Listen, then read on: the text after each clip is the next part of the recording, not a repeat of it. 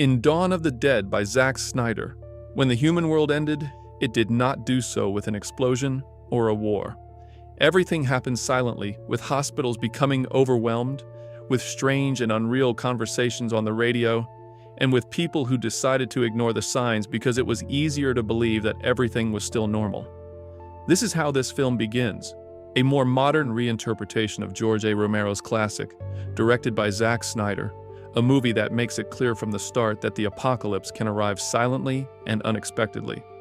The story places us in Milwaukee, an American city that, like many others, appears to function normally until it suddenly stops. Anna, a nurse who has just finished her shift, becomes an indirect witness to the first symptoms of the virus. At the hospital, patients arrive with strange injuries, bites, scratches, and wounds that do not quite match common accidents. One of the doctors wonders why a cranial X-ray has been requested for a patient bitten on the hand. Although the question remains unanswered, because even if the situation seems a bit strange, no one could imagine the magnitude of what was truly unfolding. On the way home, the radio gives us a hint that the chaos is spreading, although Anna, our protagonist, accustomed to her routine, does not pay much attention. Near her home, she speaks with a neighborhood girl before entering her house and going to sleep with her husband Luis, believing that the next day would be the same as the previous one. The next morning, the same girl who seemed harmless appears inside the house, covered in blood and with a horrible wound on her face. Luis tries to help her, but the attack is immediate and brutal. Within minutes, Anna's husband dies and reanimates quickly and violently. From that moment on, the entire city erupts into total chaos. The streets fill with people fleeing without direction, crashes, gunshots, and neighbors screaming. Here, the idea of a gradual collapse completely breaks down. In this universe, the infection did not allow real time for effective quarantines or coordinated containment. Social order collapses within hours. Examining this beginning is key to understanding the nature of the outbreak. In this case, the infection does not progress like a conventional epidemic that allows time for response. It appears simultaneously in multiple locations, overwhelming hospitals, security forces, and communication systems before they can react and coordinate a response. However, what was happening in Milwaukee was not an isolated case, but one of the first places where the outbreak was initially more violent. While Anna flees through the city and ends up unconscious after an accident, the world she once knew has completely fallen, and when she wakes up, the infection has already spread. First of all, it is important to understand that with this zombie infection, transmission is direct, and the film does not give us solid indications of airborne transmission or a prolonged incubation like some other zombie viruses do. Here, victims are infected through bites, scratches, and contact with infected fluids, and the symptoms do not take long to appear.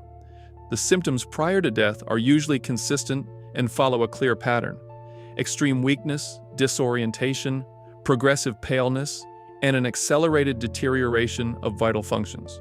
Notably, the infected do not show evident fever or convulsions, which suggests that the collapse does not respond to a traditional immune response. Instead, the body ultimately gives in completely, as if it enters a state of toxic and systemic shock. The speed of this process varies considerably. In some cases, depending on the type of wound, the infection may take hours or even days to cause death. In others, it takes only minutes, especially when the victim suffers massive blood loss or injuries near major blood vessels. After the host's death, reanimation precedes immediate homicidal aggression. Everything indicates that the severity of the wound and its proximity to the bloodstream are determining factors. Even more disturbingly, the infection is capable of crossing the placenta, allowing unborn infants to become infected before birth. Once reanimated, the infected showcase an interesting physiological change. First of all, their physical strength increases disproportionately in relation to the condition of the body. Recently deceased individuals are capable of running, charging, and overpowering healthy adults without much difficulty. They can easily break doors and windshields, and they do not tire or react to pain or severe injuries. Apparently, they cannot die by conventional methods such as gunshots, fractures, or even mutilations. None of this stops them. The only effective method is the destruction of the brain. This detail is not minor. because unlike infected individuals like those in 28 Days Later, the infection does not turn victims into simple rabid infected, but into organisms that depend only on minimal brain function. Technically, they do not need to eat or drink to remain active, and they do not need to breathe either. In addition, doctors explain that the zombies can operate even without vital organs other than the brain. Here the key concept is introduced. This is not a mechanism of survival or regeneration, but the reanimation of dead tissue. The subjects are legally and biologically dead, but something reactivates the basic motor functions associated with the brain. In every sense, these truly are the living dead. In general, the infected do not show the capacity for complex reasoning, but they do retain a form of minimal and functional intelligence.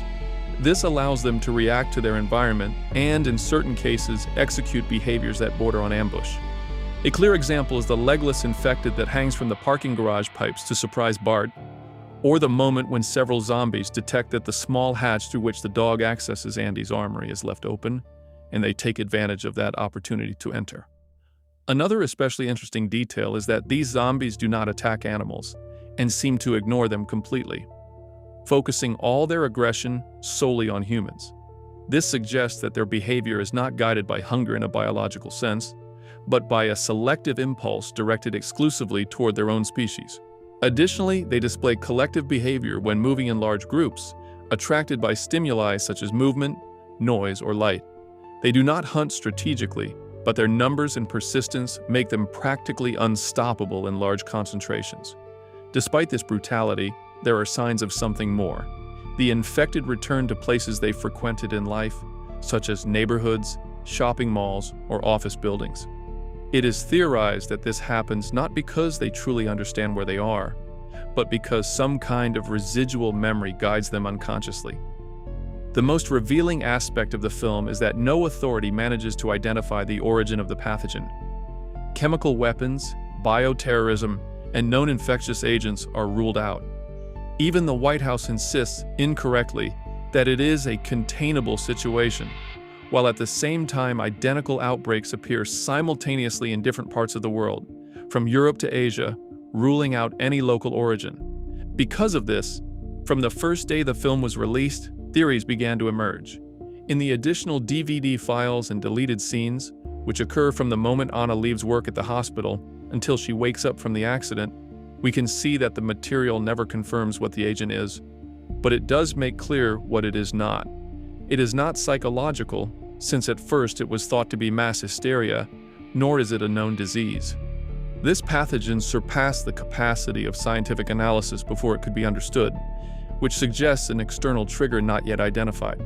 By the time the world tried to understand it, the infection had already exceeded all containment systems. Although the biological theory is the most obvious, transmission through bites and contact with fluids recalls diseases like rabies, but taken to the extreme. However, this explanation runs into several problems. First, the global speed of the outbreak is incompatible with traditional viral spread, especially one transmitted through fluids. In addition, there is no clear geographic infection source or logical progression of contagion, since cities collapse almost at the same time, even across different continents. This gives rise to the theory that this was an extraterrestrial attack to eliminate the human population, an idea that has strength because the virus attacks only people.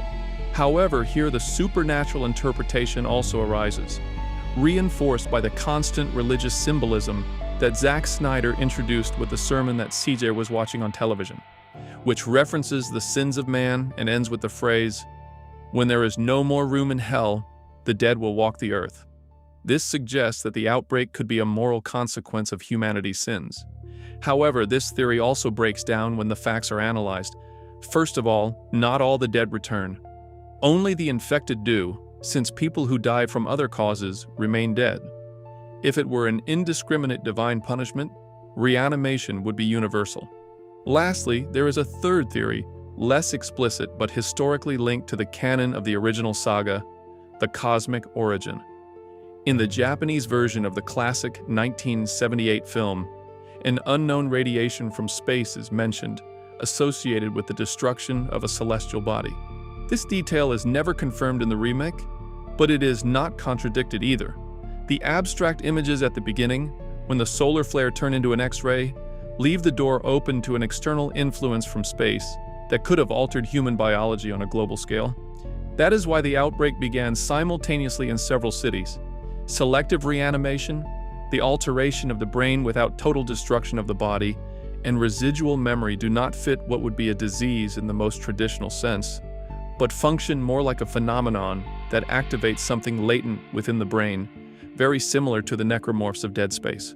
But the most interesting thing is that none of the theories completely invalidate the others.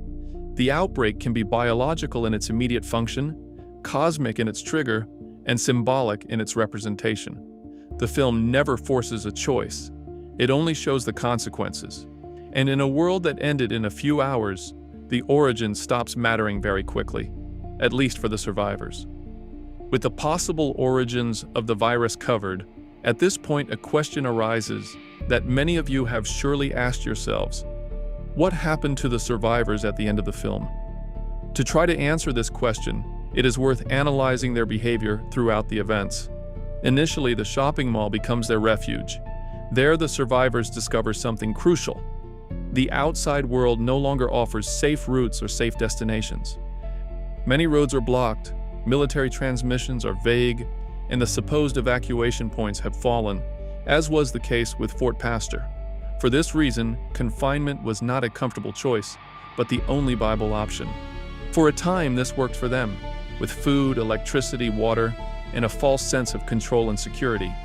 But as the days passed, the zombies stopped being the only threat, as the outbreak indirectly introduced paranoia, secrecy, and human errors that proved just as lethal as the zombies. Luda's case, for example, marks a breaking point. Her wound, initially presented as a simple scratch, shows that the infection could progress more slowly and silently. This confirms that not all exposures produce an immediate transformation, since, as mentioned before, viral load, wound depth, and time play a decisive role. From that moment on, the refuge provided by the shopping mall stopped feeling safe. Now it felt like nothing more than a place surrounded by zombies, and being such a large site with so many entrances, death could appear from any angle. Because of this, trust eventually breaks, and with it the idea of permanence. Now staying meant waiting for someone to make the next mistake or hide the next wound. It is because of this that the decision to escape is not born from hunger or lack of resources. It is born from psychological exhaustion and, above all, fear. In Kenneth's words, there are things worse than death, and one of them is sitting and waiting to die. For that reason, their attempt to escape is not a rational decision, but an emotional one. The result is a desperate plan from the beginning, using buses with precarious armor, following routes without prior reconnaissance, and heading toward a destination based on assumptions. The idea of an island as a sanctuary is a good idea, but not a certainty, and they never had real information confirming that those places were free of the infected. But hope, even unfounded, weighs more than logic in situations like this. Although the journey confirms the inevitable, every decision they make costs lives. The group loses members in foolish ways, and CJ's sacrifice represents his final attempt at redemption. In addition, Michael becomes infected while saving Anna and chooses to stay behind to ensure the others escape, accepting his fate. Ultimately, the remaining group manages to escape, but this is far from a victory, since they exhausted all their options, and even the shopping mall had been overrun, so there was no turning back. But the end of the story does not occur when the boat leaves the dock. It comes afterward, because in the post-credits scenes, we can see brief fragments thanks to a camera they find on the boat, and what those recordings show is not hopeful, but the confirmation of what was suspected. The escape did not take the survivors to a safe place. It only displaced them to another location, where they would have to try to survive. Their arrival on the island, that idealized destination for days, shatters the last illusion. From afar it appears empty, silent, and intact, but the silence does not bring them safety. As soon as they step on land, the sounds begin. Screams, movement among the trees, the same instinctive response they have seen before. The zombies did not just arrive there first, they were probably always there. The camera falls and there is no explicit closure or direct confirmation. But the language of the film is clear. With the infected running toward them, a boat without fuel, few bullets, in complete exhaustion, they truly have no real advantage. The most plausible fate is the same as everyone else's. This ending reinforces the central message of the film. There is no perfect refuge, not shopping malls, not islands, not military forts. This infection cannot be avoided indefinitely because it is not just an isolated outbreak. It is a total and systemic collapse in which even well-intentioned and well-thought-out decisions lead to the same result. But if something distinguishes this apocalypse from others, it is its brutal honesty. Here there is no reconstruction of society and no promises of a future, as happens in The Walking Dead. For that reason, the final fate of the survivors does not need to be shown in detail, because it becomes implicit from the moment they decided to leave the shopping mall. Because when hell is full and the dead walk, there is no real escape, only different ways to delay the end. And with that, we've reached the end of this video. I hope you enjoyed it, and if you did, remember to give it a like, subscribe if you haven't already, and turn on the notification bell to stay up to date with all my new videos. I also want to give a special shout out to the channel members.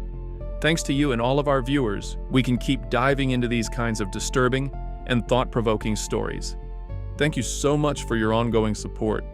And if you want to support the channel and get access to exclusive content, early videos, and other perks, I invite you to become a member. Just click the join button below this video. See you in the next one.